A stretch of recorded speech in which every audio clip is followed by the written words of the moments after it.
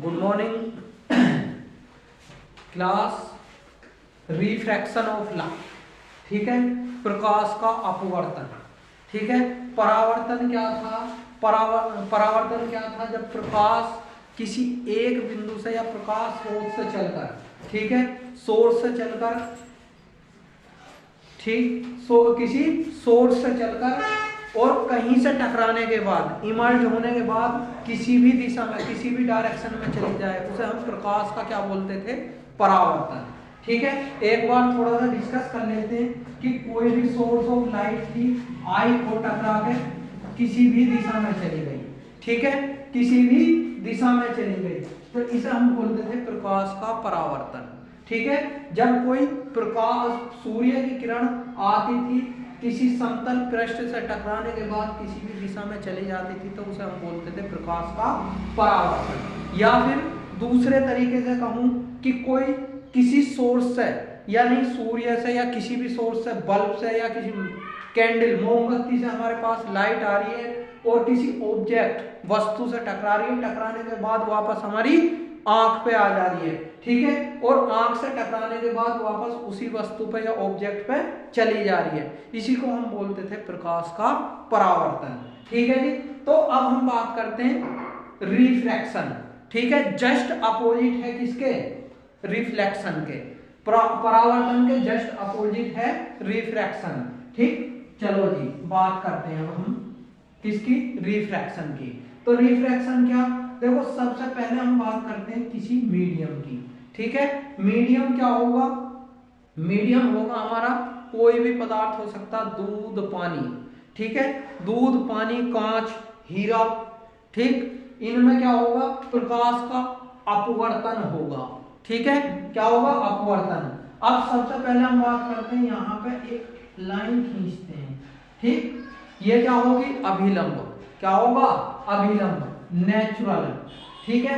Natural line होती है जो 90 डिग्री के एंगल पे पड़ती है, इसी को हम क्या बोलते हैं? अभिलंब बोलते हैं, ठीक है। अब यहां से इंसिडेंट रेज आएगी, यहां से क्या आएगी? इंसिडेंट रेज, आपतित किरण, आपतित किरण, ठीक है जी। आपतित किरण और इंसिडेंट, इंसिडेंट रेज, आपतित किरण होगी, ठीक है। क्या होगा? जब सूर्य का प्रकाश एक माध्यम से दूसरे माध्यम में जाएगा, एक माध्यम से दूसरे माध्यम में जाएगा, तो वो अपने पाथ से, ठीक है, डिफ्लेक्ट हो जाता, या ठीक है, या विचलित हो जाता। क्या होगा? जब सूर्य का प्रकाश एक माध्यम से दूसरे माध्यम में जाता, तो वो अपने पाथ से डिफ्लेक्ट हो जाता या फिर विचलित हो जाता। इसी को हम बोलते हैं क्या? प्रकाश का अपवर्तन या रिफ्रैक्शन ऑफ लाइट, ठीक है। तो जरा देखते हैं, इसमें दो कंडीशन होती है। अब पहले हम बात करते हैं कौन से मीडियम होंगे, माध्यम कौन से होंगे, कौन से मीडियम होंगे। तो इसमें हमारे पास दो मीडियम होंगे, एक एयर मीडियम होगा, ठीक है, और इसे एयर का दूसरा नाम क्या होगा? रेयर मीडियम, एयर या रेयर मीडियम, ठीक है। दूसरा होगा हमारे पास डेंसर, डेंसर मीडियम, दूसरा होगा डेंसर मीडियम, ठीक है। इसे बोलते हैं हम क्या जी? सघन माध्यम, इसे बोलते हैं हम विरल, हिंदी में बोलते हैं विरल माध्यम, और इसे बोलते हैं हम सघन माध्यम। क्लियर है? तो जरा दो चीज पे ध्यान देना, ये विरल और सघन माध्यम क्या होते हैं, ठीक है। तो एयर या रेयर मीडियम क्या होता? जब प्रकाश की किरण, जब प्रकाश की किरण खुले आसमान के नीचे चलती है, ठीक है, तो वो हमारा कौन होगा? Air medium. या फिर दूसरे तरीके से हम क्या कहेंगे कि जब प्रकाश की किरण, ठीक है, जब प्रकाश के कण, ठीक है, बहुत दूर दूर होते हैं, यानी हवा में क्या होंगे? प्रकाश जो है बहुत तेजी से चलेगा, ठीक है। तो बहुत तेजी से चलेगा तो प्रकाश के कण कैसे हो जाएंगे? बहुत दूर दूर हो जाएंगे, और दूर दूर हो जाने की वजह से सूर्य जो है, सूर्य की लाइट या प्रकाश जो है बहुत तेजी से हमारा आता है, ठीक है। जब प्रकाश बहुत तेजी से आता है तो वो कौन होगा? हमारा विरल माध्यम, ठीक है। दूसरा क्या होगा, डेंसर या सघन माध्यम, डेंसर या सघन माध्यम। तो डेंसर या सघन माध्यम क्या होगा, जब प्रकाश के कण, ठीक है, बहुत पास होते हैं, जब प्रकाश के कण बहुत पास होते हैं, नियरेस्ट होते हैं, तो हमारा क्या होगा, डेंसर माध्यम होगा। कौन होगा, डेंसर माध्यम, या फिर हम बोलते हैं सघन माध्यम होगा। ठीक है, आप जरा देखते हैं, देखो दो कंडीशन है, दो कंडीशन। पहली कंडीशन को हम देख के चलते हैं। पहली कंडीशन ध्यान देना थोड़ा सा, यहां पे हम लेके चलते हैं, तो ये होगा हमारा एयर या रेयर, ठीक, विरल माध्यम। तो जब प्रकाश की किरण विरल माध्यम से सघन माध्यम में जाती है, जब प्रकाश की किरण विरल माध्यम से सघन माध्यम में जाती है, तो एयर से किस में जा रही है, सपोज दैट वाटर में जा रही है, एयर से वाटर में जा रही है। तो वाटर में क्या होगा, पानी में क्या होगा, कण जो होंगे, पार्टिकल्स जो होंगे वो बहुत पास होते हैं, और एयर में क्या होंगे, बहुत दूर होंगे।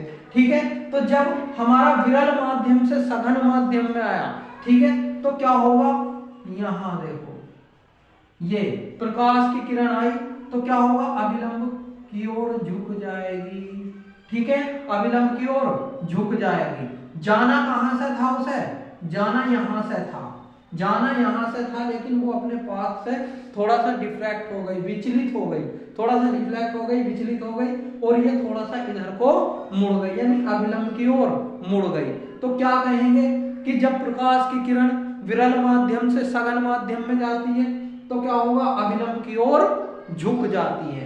ठीक है, नेक्स्ट हम बात करते हैं कि जब सघन माध्यम से विरल माध्यम में आएगी, जब सघन माध्यम से विरल माध्यम में आएगी, तो ये था। अब यहां हमारा क्या होगा, ये अभिलंब हो गया। ठीक है, अब ये हो गया ऊपर सघन या डेंसर मीडियम, और यहाँ क्या हो जाएगा, विरल माध्यम या एयर मीडियम। ठीक है, तो यहां से क्या होगा, प्रकाश की किरण आ रही है हमारी, ठीक, प्रकाश की किरण आई तो क्या होगा, जब सघन माध्यम से विरल माध्यम में आएगी तो क्या होगा, अभिलंब से दूर हट जाएगी, अभिलंब से दूर हट जाएगी। आनी है यहां से थी और निकल गई यहां से। ठीक है, तो अब दो बात बिल्कुल क्लियर याद रखना, क्या, जब खुले आसमान से प्रकाश की किरण चलती है तो बहुत तेज चलती है, या किसी माध्यम में जाकर टकरा जाती है, जैसा कांच हो गया हमारा, दूध हो गया, पानी हो गया, कोई तेल हो गया, ठीक है, या फिर फिल्म। ठीक है, फिल्म क्या होती है, साबुन के झाग या बुलबुले जो होते हैं, साबुन के झाग या बुलबुले जो होते हैं, उसी को हम बोलते हैं। ठीक है, तो क्या हुआ था हमारा, ये यहाँ पे कार्यक्रम समाप्त हुआ, क्या, कि जब सघन माध्यम से विरल माध्यम में जाएगी तो अभिलंब से दूर हट जाएगी। ठीक है, नेक्स्ट हम बात करते हैं कि देखो ये क्या होगी हमारी, आपतित किरण या इंसिडेंट रेज। ठीक है, मींस क्या होगा, जो सूर्य से प्रकाश आएगा वो हमेशा इंसिडेंट या आपतित किरण होती है। ठीक है, अब यहां से टकराने के बाद जो भी जाएगा उसे रिफ्रैक्टेड रेज या आप क्या बोलते हैं, अपवर्तित किरण, अपवर्तित किरण। ठीक है, तो क्या होगा, जो आ रही है वो इंसिडेंट होगी या फिर आपतित किरण कहेंगे, और जो हमारी टकराने के बाद जा रही है उसे हम कहेंगे अपवर्तित किरण। ठीक है, नेक्स्ट टॉपिक उठाते हैं, इसमें क्या होगा, laws of refraction, laws of refraction, laws of refraction, laws of refraction. ठीक है जी, मींस कहने का ये है कि अपवर्तन के नियम, अपवर्तन के नियम। ठीक है, तो जरा अपवर्तन के नियम देखते हैं हम कौन से नियम हैं। ठीक, आओ पहले परावर्तन के नियम समझते हैं, फिर अपवर्तन के नियम समझते हैं। देखो परावर्तन के नियम क्या थे कि इंसिडेंट रेज और रिफ्लेक्टेड रेज, ये इंसिडेंट थी और ये क्या थी, रिफ्लेक्टेड रेज। ठीक है, और अभिलंब, तीनों एक ही पृष्ठ, ठीक है, एक ही सरफेस, एक ही पॉइंट यानी एक ही बिंदु, ठीक है, पर मिलते हैं। ठीक, क्या कहा कि आपतित किरण, परावर्तित किरण और अभिलंब तीनों एक ही सतह पर, एक ही बिंदु पर या एक ही तल में होते हैं। ठीक है, पहला नियम था। दूसरा नियम क्या था उसका कि इंसिडेंट एंगल और रिफ्लेक्टेड एंगल, इंसिडेंट एंगल और रिफ्लेक्टेड एंगल आपस में कैसे होते थे, बराबर होते थे। ठीक है, अब जरा हम बात करते हैं किसकी, रिफ्रैक्शन में। ठीक है, रिफ्रैक्शन में क्या था, देखो ये क्या था, ये हमारी इंसिडेंट रेज आई, ठीक है, आपतित किरण आई, और ठीक है यहां सपोज दैट एयर मीडियम में थी और यहां डेंसर में आ गई, डेंसर मीडियम में आ गई, तो क्या होगा, जब एयर से डेंसर में जाएगी तो अभिलंब की ओर झुक जाएगी। ठीक है, अभिलंब की ओर झुक जाएगी। ठीक, तो क्या है, देखो यहां पर क्या है, यहां पे इंसिडेंट रेज और हमारा नेचुरल लाइन और क्या होगा, रिफ्रैक्टेड रेज, तीनों के तीनों एक ही पॉइंट, एक ही बिंदु, एक ही सतह, एक ही सरफेस और एक ही तल यानी एक ही प्लेन एरिया में होते हैं। ठीक है, क्या आपतित किरण, अपवर्तित किरण और अभिलंब तीनों एक ही बिंदु पर, एक ही सतह पर, एक ही सरफेस पर, ठीक है, क्लियर है, होते हैं, पहला नियम। ठीक, दूसरा नियम क्या कहता, दूसरा नियम कहता हमारा क्या,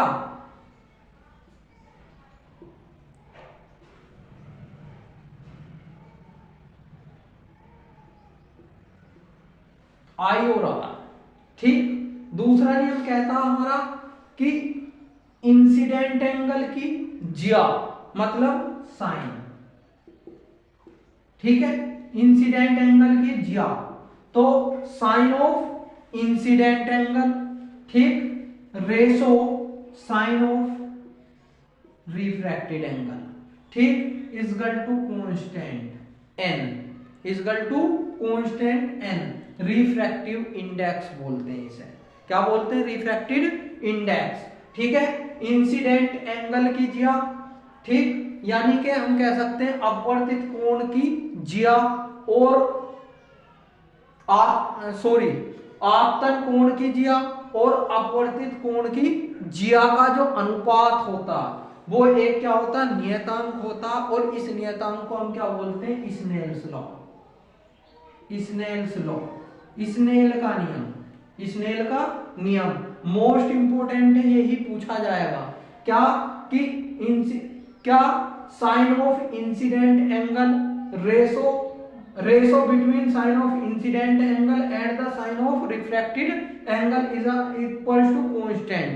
ठीक है, दैट्स कॉल्ड स्नेल्स लॉ, यानी आपतन कोण की ज्या और परावर्तन कोण, अपवर्तन कोण की ज्या का अनुपात एक नियतांक होता है, इसी को हम क्या बोलते हैं, स्नेल का नियम बोलते हैं। ठीक है, अब हम बात करते हैं किसकी, रिफ्रैक्टिव इंडेक्स की, रिफ्रैक्टिव इंडेक्स। तो रिफ्रैक्टिव इंडेक्स क्या होता, जब दो मीडियम में, ठीक है, दो माध्यमों में प्रकाश की किरण चलती है, प्रकाश की किरण चलती है, तो एक माध्यम के सापेक्ष, ठीक है, दूसरे माध्यम का अपवर्तनांक हमारा क्या कहलाता, रिफ्रैक्टिव इंडेक्स या अपवर्तनांक। ठीक है, क्लियर है, तो जरा देखते हैं अभी, जैसे एग्जांपल लेते हैं, तो सबसे पहले हम बात करते हैं कि एक एयर मीडियम में लाइट जा रही है हमारी, एयर मीडियम में लाइट जा रही है, और एयर मीडियम से पास होने के बाद लाइट हमारे किस में आ जा रही है, वाटर में आ जा रही है, पानी में आ जा रही है। एयर मीडियम से प्रकाश चला था और कहां गया, वाटर में आ गया। ठीक है, तो पानी में आ गया, तो कैसे लिखेंगे हम इसे, रिफ्रैक्टिव इंडेक्स ए और एन और वाटर को डब्ल्यू, ए एन डब्ल्यू। इसका अर्थ ये हुआ कि इसका रिफ्रैक्टिव इंडेक्स या अपवर्तनांक गुणांक कितना होगा। अपवर्तनांक गुणांक कितना होगा। एयर मीडियम से, हवा से चलकर प्रकाश की किरण किस में आ रही है, जल में। हवा से चलकर प्रकाश की किरण जल में आ रही है, ठीक है। तो क्या होगा फॉर्मूला, ये हमेशा याद रखना, क्या v ये होगा c upon v, c upon v, c upon v होगा। हाँ जी, तो जनरल बात क्या थी हमारी, ये क्या हुआ, प्रकाश की वायु में चाल अपोन क्या होगा, प्रकाश की जल में चाल, ठीक है। क्या था, velocity of light in water और velocity of light in air, ठीक है। तो ये क्या था हमारा रिफ्रैक्टिव इंडेक्स, ठीक है। अब सपोज दैट हम बोलने लगे कि जी हमारी तो एयर जो है अब वाटर में ना जाके हमारी किस में जा रही है, गिलास में, कांच में जा रही है, ठीक है। तो क्या होगा, इसके लिए रिफ्रैक्टिव इंडेक्स कितना होगा, ANG, हवा से कहां जा रही है, गिलास में, तो कितना हो जाएगा C अपॉन V, ठीक। यहां वाटर था तो इसे W कर लेते हैं, और यहां क्या है गिलास, तो इसे ये कर लेते हैं, ठीक है। गिलास था तो क्या कर लिया, VG कर लिया, और वाटर था तो VW कर लिया, ठीक है। अब जरा देखो, यहां से एयर से पहले हमने गिलास में भेजी और एयर से किस में भेजी, वाटर में। तो थोड़ी देर के लिए समझना जरा, मान लो ये हमारे पास कोई गिलास है, कांच का गिलास है, और इसमें पानी भरा हुआ, इसमें क्या पानी भरा हुआ, ठीक है। तो यहाँ क्या थी हमारी, खुले में हवा थी, यहाँ से प्रकाश की किरण आई, तो प्रकाश की किरण पहले किस में टकराई, गिलास में, कांच में टकराई। कांच में टकराने के बाद कहाँ आई हमारी, पानी में आ गई, और पानी से निकल कर वापस कहाँ जाएगी, एयर में। तो देखो यहाँ एयर थी, यहाँ क्या था, गिलास था, यहाँ वाटर था, और वापस किस में आ गई, एयर में आ गई, वापस एयर में आ गई। तो एयर से चली थी, एयर से चली और एयर में ही वापस निकलने के लिए उसने क्या किया, पहले एयर से चल के गिलास कांच में आई, कांच से चलने के बाद किस में आई, वाटर में आई, और वाटर से चलने के बाद किस में आई, वापस हमारी एयर में ही आ गई, ठीक है। तो यहाँ कैसे था, विरल माध्यम, फिर यहाँ आ गया सघन माध्यम, और सघन माध्यम से फिर सघन माध्यम में आ गई, और सघन माध्यम से फिर वापस किस में आई, विरल माध्यम में, ठीक है। सघन माध्यम से वापस विरल माध्यम में आ गई, ठीक है। तो इस पोजीशन पे क्या होगा, अब जरा देखते हैं हम, ठीक। तो इस पोजीशन पे देखो, यहां से और यहां से विरल माध्यम, विरल माध्यम से चली थी और वापस किस में आ गई, विरल माध्यम में, ठीक है। तो इसका मतलब कहां से, पहले कहां गई थी, गिलास में, और गिलास से ही उस पहले किस में जा रही है, कांच में जा रही है, और कांच से किस में जा रही है, वाटर में जा रही है, ठीक है। तो और वाटर से कहां निकल रही है, वो वापस एयर में निकल रही है, वाटर से किस में निकल रही है, एयर में। तो क्या होगा, ANW अपॉन ANG, ठीक है। कहां से निकली बाहर, हवा से, कहां से निकली, पानी से बाहर निकली थी, तो पानी को ऊपर कर दिया, ठीक है। किसके थ्रू निकली, गिलास के थ्रू, ठीक है। किसके थ्रू निकल रही है, गिलास के थ्रू। तो क्या फॉर्मूला हो जाएगा, ANW कितना था, C अपॉन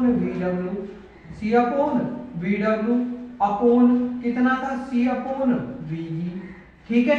अब बाहर वालों की गुणा कर लेते हैं, अंदर वालों की गुणा कर लेते हैं, तो कितना हो जाएगा, VG into C upon VW into C, ये क्रॉस हो जाएंगे, तो कितना हो जाएगा, VG अपॉन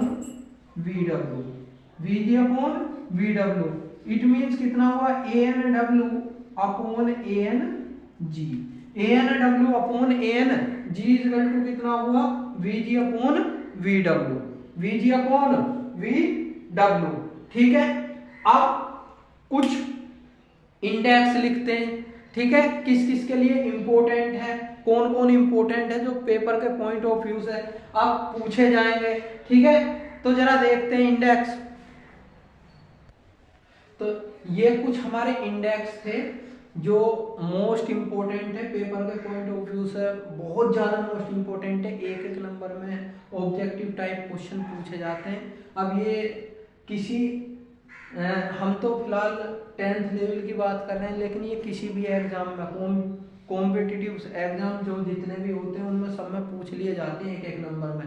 ठीक है, जनरल क्वेश्चन क्या बनता है यहाँ से कि सबसे ज्यादा रिफ्रैक्टिव इंडेक्स, ठीक है, किसका होगा, अपवर्तनांक सबसे ज्यादा किसका होगा, हमारा हीरे का, कितना होगा 2.42 होगा, और सबसे कम किसका होगा, एयर का, 1 भी ले लेते हैं और 1.003 भी ले लेते हैं। ठीक है, सबसे ज्यादा पूछा जाएगा किसका, एयर का और हीरे का, क्योंकि दो ही चीज पूछी जाती है, या तो सबसे कम वाला पूछा जाएगा या तो सबसे ज्यादा वाला। तो सबसे कम किसका होगा, एयर का होगा, और सबसे ज्यादा किसका होगा, डायमंड हीरे का होगा। ठीक है, एयर का कितना 1.003 होगा, आइस बर्फ का कितना होगा 1.31 होगा, वाटर का most important air, water, alcohol, kerosene मतलब मिट्टी के तेल का। ठीक है, फिर हमारा गिलास का पूछ लिया जाएगा। ठीक है, गिलास का हमारा, ठीक है, उसके बाद कौन होगा, डायमंड हीरे का पूछ लिया जाएगा। ठीक है, डायमंड हीरे का पूछ लिया जाएगा। क्लियर है? तो जी उसके बाद हमारा किसका, कांच का पूछ लिया जाएगा। ठीक है, तो ये बहुत मोस्ट इंपोर्टेंट है। एक नमक कॉमन सोल्ट जो होता है, जो हम घरों में खाते हैं, इसका रिफ्रैक्टिव इंडेक्स कितना होता। ठीक है, अब हम एक छोटी सी बात करेंगे किसकी, फिल्म की। ठीक है, फिल्म क्या होता, फिल्म एक बार बता देता हूँ। देखो साइंस की भाषा में, जनरल भाषा में हम जो मूवी देखते हैं या फिर जो पिक्चर देखते हैं, ठीक है, उसी को हम बोल देते हैं फिल्म। लेकिन साइंस की लैंग्वेज कुछ और कह देती है। साइंस की लैंग्वेज कहती है कि जब हम किसी साबुन के झाग या बुलबुले की बात करते हैं, या तेल में झाग या बुलबुला बन जाता हमारा, ठीक है, उसको हम क्या बोलते हैं, फिल्म बोलते हैं। क्लियर है? तो साइंस की लैंग्वेज में फिल्म कोई और चीज होती है और जनरल लैंग्वेज में फिल्म कोई और चीज होती है। ठीक है, साइंस की लैंग्वेज में झाग या बुलबुले बनने को हम फिल्म बोलते हैं। तो ये जरा हमें मोस्ट इंपोर्टेंट है पेपर के पॉइंट ऑफ व्यू से। कहीं भी चले जाओ आप, किसी भी कॉम्पिटिशन के एग्जाम में बैठ जाओ, या फिर हम जनरल एग्जाम की बात कर रहे हैं जो हमारे 10th या फिर 12th लेवल के एग्जाम आते हैं, उनके लिए बहुत इंपॉर्टेंट क्वेश्चन है ये। ठीक है, तो सबसे ज्यादा वाला याद करना और सबसे कम वाला। सबसे ज्यादा किसका होता है, हीरे का 2.42 होता, और सबसे कम किसका होता, एयर का 1.003, या फिर इसे 1 भी लिख देते हैं, ठीक है। बर्फ का हमारा 1.31 होता, जल का हमारा 1.33 होता, एल्कोहल का 1.36 होता, कैरोसिन का 1.44 होता, और इसका बेंजीन का 1.50 होता, कांच का 1.52 होता, नमक का कितना होगा 1.54 होगा, और हीरे का कितना होगा 2.42। मोस्ट इंपोर्टेंट है, इसे ध्यान में रखते हुए चलना है, ठीक है। तो आज के लिए इतना ही काफी है। कल नई वीडियो के साथ प्रेजेंट होंगे, ठीक है। कल हम वीडियो नहीं बना पाए, इसके लिए हमें बहुत ज़्यादा दुख है, और आगे ध्यान रहेगा कि आगे हम कंटिन्यू करेंगे। क्लियर है जी? तो धन्यवाद दोस्तों, ठीक है। बड़ा मन दुखी है, आज किसी कारणवश कहीं जाना पड़ गया कल, जिस वजह से हम कोई प्रोग्राम क्लियर नहीं कर पाए अपना, ठीक है, और बताने का समय हमें मिल नहीं पाया, ठीक है। नमस्कार।